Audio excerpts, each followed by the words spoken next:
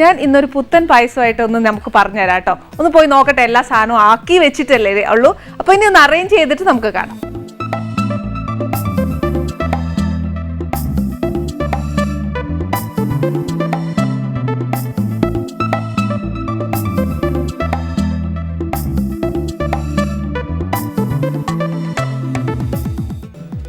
ഇത് കുറച്ച് ആപ്പിളാണ്, പിന്നെ ഇത് ഞാൻ കുറച്ച് നോങ്ക മേടിച്ചേ, പിന്നെ വേണ്ടിയത് ഒരു ഇച്ചിരി നെയ്യാണ്, പിന്നെ ഏലക്ക പൊടിച്ചത്, പിന്നെ വേണ്ടിയത് കുറച്ച് കണ്ടൻസ് മിൽക്ക്, പിന്നെ ഒരു ഇച്ചിരി ചവ്വരി, പിന്നെ കുറച്ച് കുങ്കുമപ്പൂവ്, പിന്നെ കുറച്ച് അണ്ടിപ്പരിപ്പ്, കുറച്ച് മുന്തിരിങ്ങ,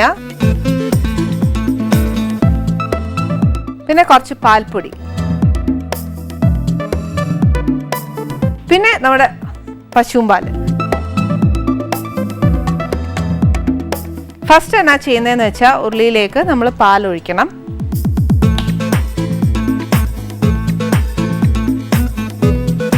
പാൽപ്പായസം വയ്ക്കുമ്പോൾ ഉണ്ടല്ലോ ശരിക്കും കട്ടിപ്പാല് തന്നെ ചെയ്യണേ, എന്നാലേ ആ പാൽപ്പായസത്തിന് ഒരു ടേസ്റ്റ് ഉള്ളൂ. അല്ലാതെ നമ്മൾ ലൈറ്റായിട്ടുള്ള പാല് മേടിച്ചാൽ അതിന് ആ സ്വാദ് പോവും.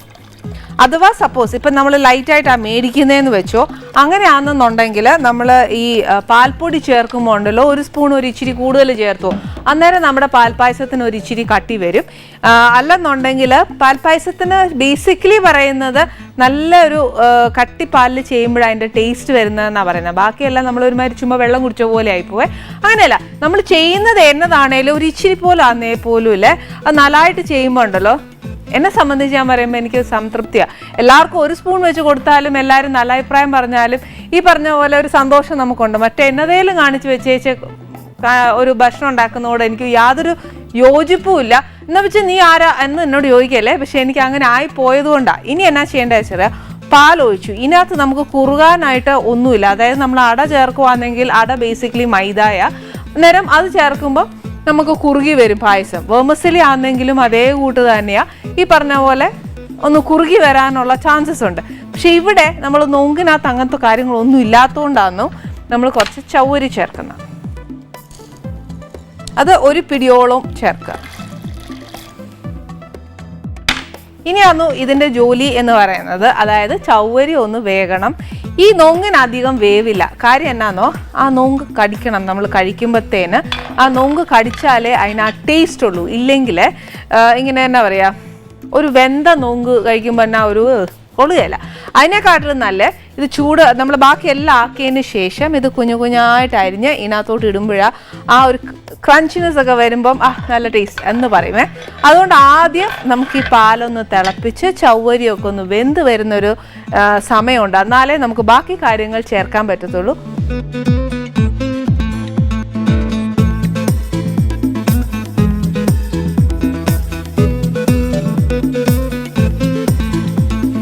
നോക്കൂ, ആ ചവ്വരി കുറേശ്ശെ ഒരു 3/4 വെന്ത് കഴിഞ്ഞ് ഇനി എന്നാ ചെയ്യുന്നതെന്ന് വെച്ചാൽ നമ്മുടെ കണ്ടൻസ് മിൽക്ക് ഇതിനകത്തോട്ട് ഒഴിക്കണം.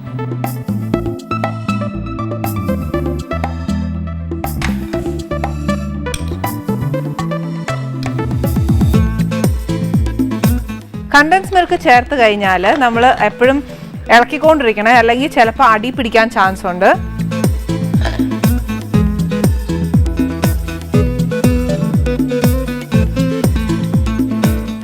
പാൽപ്പൊടി ഇല്ലേ, അതും കലക്കി വെച്ചിട്ടുണ്ടായിരുന്നു, അതും കൂടെ ഇതിനകത്തോട്ട് ചേർക്കണം.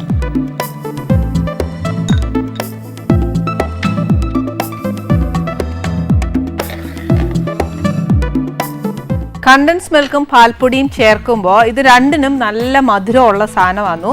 അപ്പോൾ എന്നാന്ന് വെച്ചാൽ നമ്മളിത് ബോളിയിലൂടെ കഴിക്കുകയൊക്കെ ആണെങ്കിൽ പാൽപ്പായസത്തിന് ശരിക്കും ബേസിക്കലി നല്ല മധുരം വേണം എന്നാ. പക്ഷെ ഈ ഇടയിലായിട്ട് പൊതുവേ കാണുന്നതെന്ന് വെച്ചാൽ പാൽപ്പായസത്തിന് ഒരുപാട് മധുരം വന്നാൽ ഒരുമാതിരി എന്താ പറയുക മത്ത് പിടിക്കും എന്നൊക്കെ പറയും. അതുകൊണ്ട് ഞാൻ അത്ര ഉപയോഗിക്കുകയല്ല. ഈ കണ്ടൻസ് മിൽക്കിൻ്റെ മധുരം മതി എന്നുണ്ടെങ്കിൽ അത് തന്നെ ചെയ്യുക. അതല്ല എന്നുണ്ടെങ്കിൽ വാങ്ങാൻ നേരം ഒന്ന് നോക്കുക. കാര്യം നൊങ്ങിന് ഒരുപാട് മധുരം ഇല്ല, നൊങ്കിനകത്തും കൂടെ ആ മധുരം പിടിക്കാനുള്ളതാ. അതുകൊണ്ട് അതനുസരിച്ച് വേണം നമ്മൾ കണ്ടൻസ് മിൽക്ക് ചേർക്കുന്നുണ്ട്. ഓക്കെ, ഇതിപ്പോൾ ചേർത്തേക്കുന്നത് ഒരു ഹാഫ് ടിന്നോളം ആ ചേർത്തേക്കുന്നത്. നമ്മുടെ പാൽപ്പൊടി ആണെങ്കിൽ ഒരു 4 ടേബിൾ സ്പൂണാണ് ചേർത്തേക്കുന്നത്. അത് കലക്കി ചേർത്തതാ. വെള്ളം പാൽപ്പൊടിയിൽ എത്ര ചേർക്കണം എന്ന് ചോദിച്ചാൽ അങ്ങനെയല്ല. നമ്മൾ 4 ടേബിൾ സ്പൂൺ എടുത്തിട്ട് അത് പാലായിട്ടൊന്ന് ഒരുപാട് ലൂസല്ല, ഇച്ചിരി കട്ടിക്ക് തന്നെ കലക്കുന്ന രീതിയിൽ എടുക്കുന്ന പാല്, ആ വെള്ളം മതിയാവും പാൽപ്പൊടിക്ക്. Condensed milk straight half.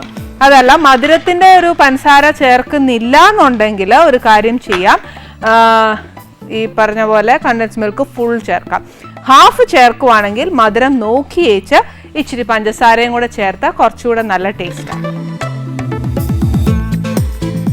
ഇനിയിപ്പോൾ എന്നാന്നറിയാമോ, ഇത് നമ്മൾ ചേർത്ത് ഇതൊന്ന് തിളച്ച് ബാക്കി ചൗവരിയും കൂടെ ഒന്ന് വെന്ത് കഴിയുമ്പോൾ ഇത് ഓൾമോസ്റ്റ് ഇങ്ങനെ ഭയങ്കര കുറുകലല്ല വരുന്നത്, ഒരു നല്ല കുറുകലാണ് വരുന്നത്. അതായത് നമ്മളിങ്ങനെ ഒഴിച്ചാൽ ആ ബോളിയയിൽ നിൽക്കും, അതേ കൂട്ടുള്ള ഒരു അയവ് മതിയാവും നമ്മുടെ പായസത്തിന്. അന്നേച്ച് ഇപ്പോൾ ഈ സമയത്ത് ഒരു 3-4 സ്ട്രാൻഡ്സ് ഓഫ് എന്താ പറയുക കുങ്കുമപ്പൂ ഇടുക. ഒരുപാടില്ല, 3-4 അല്ലെന്നുണ്ടെങ്കിൽ ഒരു പിഞ്ച്.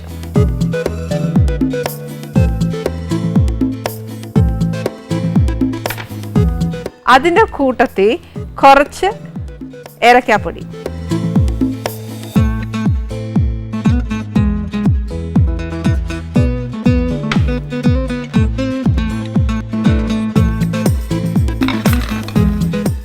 ഇതിനി ബാക്കി ചവ്വരി വേവുന്നതാണു ഈ പാൽപ്പായസത്തിൻ്റെ കണക്ക്.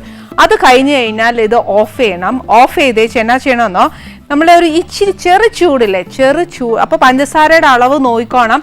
നൊങ്കും നമ്മൾ ആപ്പിളും ചേർക്കുന്നുണ്ട്. ഈ ആപ്പിളിനും നൊങ്കിനും ആ ക്രഞ്ചിനെസ് മെയിൻറ്റെയിൻ ചെയ്യണം. അത് മെയിൻറ്റെയിൻ ചെയ്താൽ മാത്രമേ ആ പായസം കഴിക്കുമ്പോൾ ഒരു ടേസ്റ്റ് ഉണ്ടാവത്തുള്ളേ. അതല്ല ചൂട് പായസത്തിനകത്ത് ഇടുകയാണെന്നുണ്ടെങ്കിൽ അതങ്ങ് വെന്തുപോകും. വെന്തുപോയി കഴിഞ്ഞാൽ അതിൻ്റെ സ്വാദ് അങ്ങ് പോയിപ്പോവും. ഈ നൊങ്കിന് ചിലപ്പം അതിനകത്ത് വെള്ളം ഉണ്ടാവും, കരിക്കിന് വെള്ളം കിട്ടുന്ന പോലെ തന്നെ വെള്ളം കിട്ടും. അതും ഈ പറഞ്ഞ പോലെ പാലിൻ്റെ കൂടെ അരിച്ച് ഈ നൊങ്ക് ചവ്വരി വേവാനായിട്ട് ചേർത്തേച്ചാൽ മതി, പിരിഞ്ഞൊന്നും പോത്തില്ല. പക്ഷേ ഇനി നമ്മൾ നൊങ്ക് ഇതെല്ലാം ചേർത്തതിന് ശേഷം നൊങ്ക് ചേർക്കുമ്പോൾ ഇത് മാത്രം ശ്രദ്ധിക്കുക, ചെറു ചൂടിലേ ചേർക്കാവുള്ളൂ. ഇല്ലെങ്കിൽ ചിലപ്പോൾ പിരിഞ്ഞു പോകും. പിരിഞ്ഞു പോകുന്നതും മാത്രമല്ല, ചൂട് പാലിൽ ചേർത്താൽ നൊങ്ക് വെന്തുപോകും, ആപ്പിളും വെന്തുപോകും. അപ്പോൾ ആ ക്രഞ്ചിനെസ് നമ്മൾ വിചാരിക്കുന്ന ആ ഒരു ഔട്ട്പുട്ട് അതിന് കിട്ടത്തില്ല. അപ്പോൾ അതുകൊണ്ട് അത്രയും മാത്രമേ ഇതിനകത്ത് ഇനി ചെയ്യാനുള്ളൂ. ഒരു കാര്യം കൂടെ ഉണ്ട്, ലാസ്റ്റ് ഗാർണിഷ് ചെയ്യണം. നമ്മൾ അണ്ടിപ്പരിപ്പ് മുന്തിരിങ്ങയും നെയ്യിൽ വറുത്ത് ഇതൊന്ന് ഗാർണിഷ് ചെയ്യണം. ഇത്രയും മാത്രമേ ഉള്ളൂ.